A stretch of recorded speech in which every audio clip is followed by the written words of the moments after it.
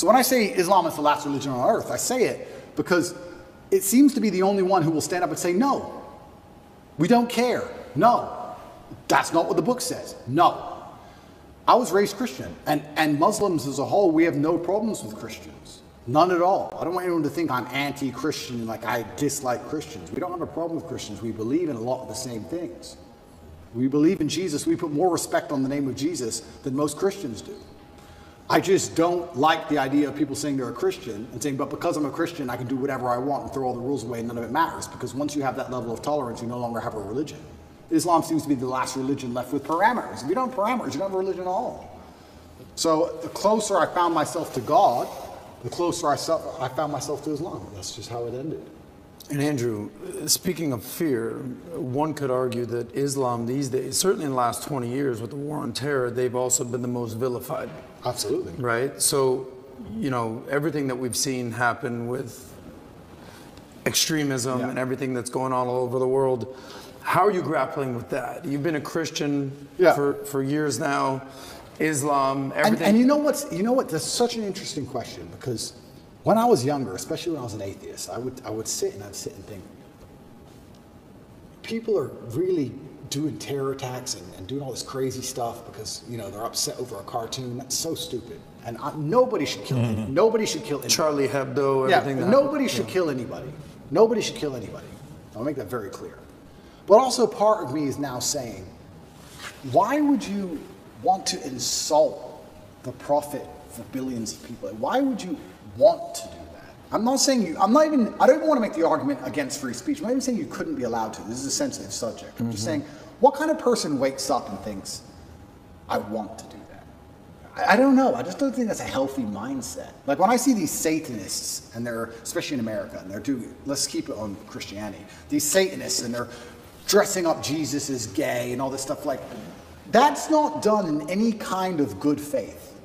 There's no good reason to do that. That's done with genuinely malicious intention. And what kind of people want to do that? And then the answer by extension is, I thought America was a Christian country. So how can you have a Christian country where the prophets of the religion are mocked to the highest possible levels within the confines of the country, and it's promoted? Is that a Christian country? Doesn't seem like a Christian country to me. I don't think the same thing would happen with Islam in Saudi Arabia. I can't imagine that happening. So how can you say we're a Christian country, but everyone's mocking our God on the streets? Ha, ha, ha. It's on Netflix. Ha, ha, ha. That's not a Christian country to me. So if you're not a Christian country, then where's the religion? The religion's supposed to enforce certain boundaries. You're supposed to at least show it respect. You know? And it's also kind of interesting because in Christian countries, there's more respect for Islam than there is for Christianity. In a Christian country, name one. They still don't do it with the Islamic prophet. Why do you think that is? It's too much smoke. It's just not worth the heat. Because people believe. And I'm not advocating for violence on any level. I'm saying that even these degenerates who are trying to destroy people's belief in God, like we've discussed earlier, because they don't want you to have any baseline morality. If you believe in God, there are commandments, yes and no. That baseline morality prevents you being an absolute slave, so they're trying to destroy it. But even those degenerates who are trying to mock and disgrace God, understand there's a point where it just backfires and, ooh, this is smoke. And they don't want the smoke. And shouldn't God be feared? I'm scared of God. It's the only thing I fear. I fear God. They can put me in jail. I know I'm telling the truth. God's on my side. I fear God. So God should be feared.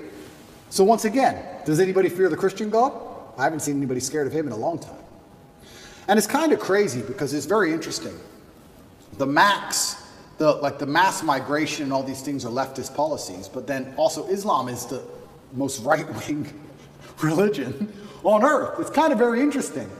I grew up in England, and I grew up in Luton, which is a town which is mainly Muslims.